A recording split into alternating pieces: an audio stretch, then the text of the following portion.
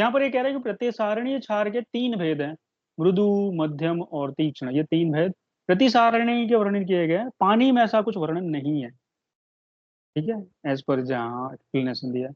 गुण की अगर बात करें तो आचार्य चरक ने क्षार के 10 गुण बताए। आचार्य वाग्भट भी यही कहते हैं, उन्होंने भी 10 ही बताए। आचार्य सुश्रुत क्षार के 8 गुण बताते हैं, ठीक है। दोष की बात करें तो आचार्य चरक ये 8 दोष बताते हैं, आचार्य सुश्रुत 9 है, लेकिन क्वेश्चन मार्क है क्योंकि कुछ कंफर्म नहीं है कि 9 ही बताया कि क्या बताया, लेकिन हम एज ए क्वेश्चन मार्क के साथ इसको 9 कंसिडर कर सकते हैं। आचार्य वाग्भट ने क्षार के 10 दोष बताए हुए हैं, ठीक है, ये थोड़ा सा लिख लेना। अग्निकर्म की बात करें तो अग्निकर्म काफी जगह पे किया जाता है। वलय मतलब हम लोग वलय बनाते हैं, लाइक ऐसे ना, ये वलय है। बिंदु मतलब एक ही जगह आप डॉट करोगे तो उसको बिंदु बोला जाता है। विलेखा मतलब लेखाएं की जाती है, रेखा, ये विलेखा है। प्रतिसारण मतलब क्या करते हैं, गरम गरम चाकू लेकर किसी के ऊपर खाली रब करते जाओ तो उसको प्रतिसारण बोलते हैं, एप्लीकेशन, ठीक है। तो ये अलग अलग विधियां हैं जो अग्निकर्म में यूज की जाती है। तो आचार्य चरक ने 4 प्रकार के अग्निकर्म बताया, वलय, बिंदु, विलेखा, प्रतिसारण। 3 तो व से ही स्टार्ट हो रहा है, एक आपको सिर्फ प्रतिसारण याद रखना है। आचार्य वाग्भट ने क्या किया, 3 चीजें और ऐड की, अर्धचंद्राकार, ठीक है, स्वस्तिक और अष्टापद, ठीक है। ये 3 उन्होंने जो शेप है ना वो और ऐड किए कि आप ऐसे भी, वैसे है बहुत सारी चीजें लेकिन उन्होंने सिर्फ यहाँ पर नाम बता दिया, तो जो क्या है आपको ये भी किया जा सकता है, तो ये थोड़ा सा ध्यान में रहे, ठीक है। This is what we have to remember. Acharya Vagbhata 7 प्रकार के अग्निकर्म, 4 तो सुश्रुत के माने, अर्धचंद्र, स्वस्तिक और अष्टापद को ऐड किया हुआ है, ठीक है। शल्य की गति की बात करते हैं हम लोग।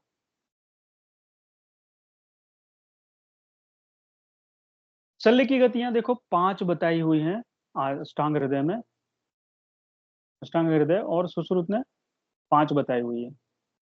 अष्टांग संग्रह 3 मानते हैं, ये बात यहाँ भी लिखी है, तो हमने इसको पहले ही लिख लिया। अष्टांग हृदय और सुश्रुत शल्य की गति 5 मानते हैं, और अष्टांग हृदय ने 3 गतियां बताई हुई हैं, इसकी डिटेलिंग में नहीं जा रहा। ऋतुकाल की बात करते हैं, ठीक है। ऋतुकाल का मतलब पता है आपको, ऋतुकाल और आर्तोकाल में क्या डिफरेंस है?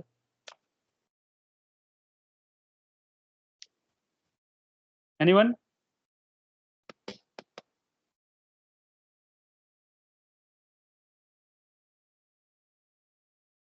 देखो आपको लग रहा है नहीं, स्टार्ट हो तो ऋतुकाल, और आर्तोकाल?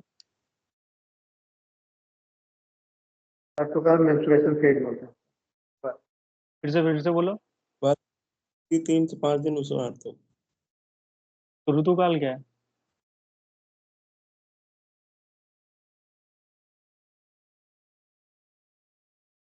बस आई विल ऋतुकाल रिक्वेस्ट, मिनार्की होता है। ऋतुकाल बस आर्तकाल के बाद जो है फर्टाइल।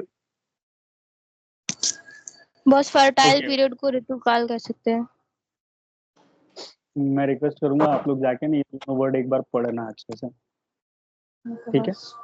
और जब पढ़ोगे समझ में आएगा है क्या, नो डाउट लोगों को ओव्यूलेशन मालूम है। फेज को बोलते हैं। आई अंडरस्टैंड, कुछ लोगों को पता है, लेकिन आप जाके पर्टिकुलरली पढ़ोगे ये है क्या, आप इसको समझ में आएगा, क्योंकि है थोड़ा सा कंफ्यूजिंग है। अगर आप इसको जब तक समझोगे नहीं ना अच्छे से, मिस्टेक करते रहोगे। तो ऋतुकाल की बात करें तो आचार्य चरक सुश्रुत ने ना इसको 12 दिन बताया हुआ है, ठीक है।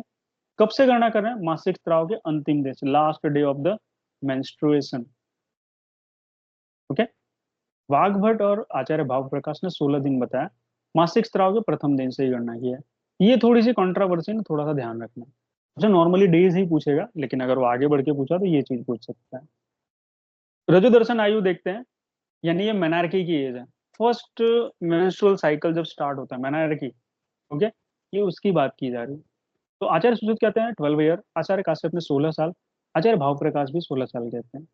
तो ओवरऑल जो देखा गया ना 12 टू 16 ईयर के बीच में मेनार्की स्टार्ट हो जाती है फीमेल्स में। मैथुन निषेध दिन मतलब इंटरकोर्स किस दिन नहीं करना चाहिए, तो आचार्य सुश्रुत कहते हैं प्रथम यानी फर्स्ट 3 डेज और 13th नाइट।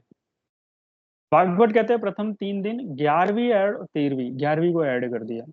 ये थोड़ा सा आपको याद रखना, ठीक है।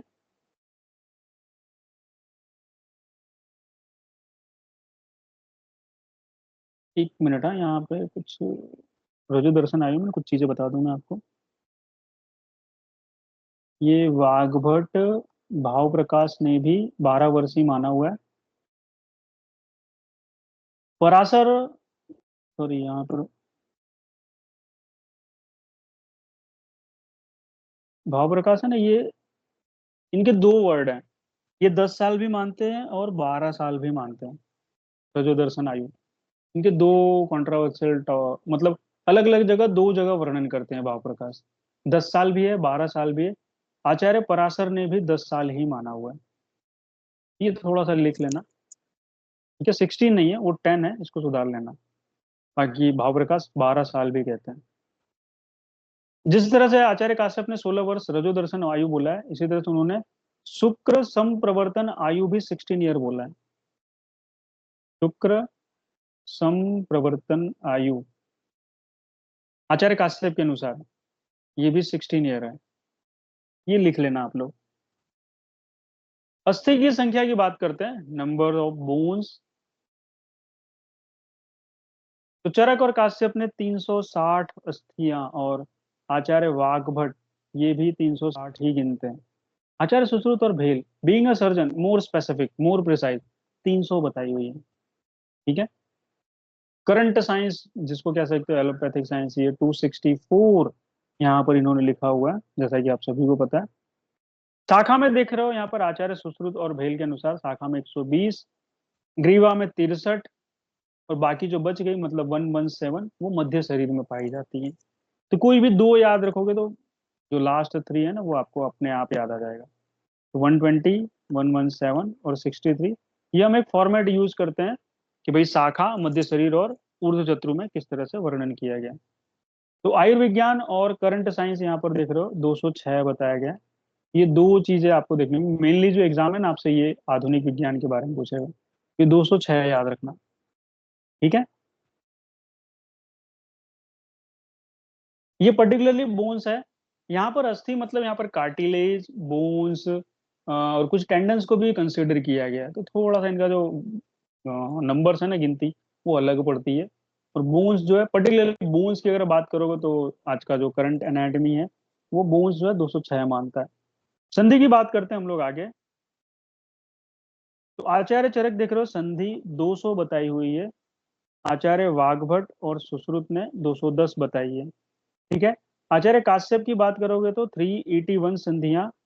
आचार्य वाग्भट संधियों की संख्या 2 भी मानते हैं, चल और अचल, ये भी है, ठीक है।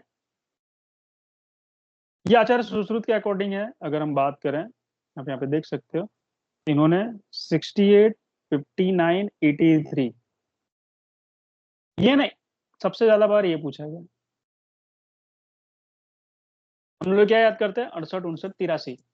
जो भी हिंदी मीडियम वाले भाई वो गलती ये करते हैं। तो 68, 69, 83 की जगह पे ना, 59 की जगह पे वो 69 लिख देते हैं एग्जाम में, और वो ऑप्शन पहला रहता है। तो याद रखना है, शाखा में 68 बोन्स हैं, मध्य शरीर में 59 है, और ऊर्ध्व चतुर यानी ग्रीवा से ऊपर 83 है। क्वेश्चन आपसे ये पूछा जाएगा, मध्य शरीर में संधि की संख्या बताओ, और आप सबसे ज्यादा इस क्वेश्चन को गलत करते हो। स्नायु की बात करते हैं। स्नायु आप यहाँ पर देख रहे हो, स्नायु चरक ने 900, बराबर है। नवशतानी स्नायु भवंती, ऐसा लिखा हुआ है। तो शाखा में आप देख सकते हो, हर शाखा में 150 गुणे 4 यानी 600 हो गई। मध्य शरीर 230, और बच गई 70, ग्रीवा से ऊर्ध्व 70 यानी 70 स्नायु बताया गया। पेशी 500 आचार्य सुश्रुत, और चरक ने 400 मानी हुई। ये चरक वाला ने कई बार पूछा है, तो हाईलाइट कर लेना। शाखा में 400 पेशियां हैं, मध्य शरीर 67, और ग्रीवा से ऊपर 33। ओके, ये बात आपको थोड़ी सी ध्यान रखनी पड़ेगी, ऐसे क्वेश्चन कई बार पूछा जा चुका है, ठीक है। तो इसको इस तरह से लिख लेना।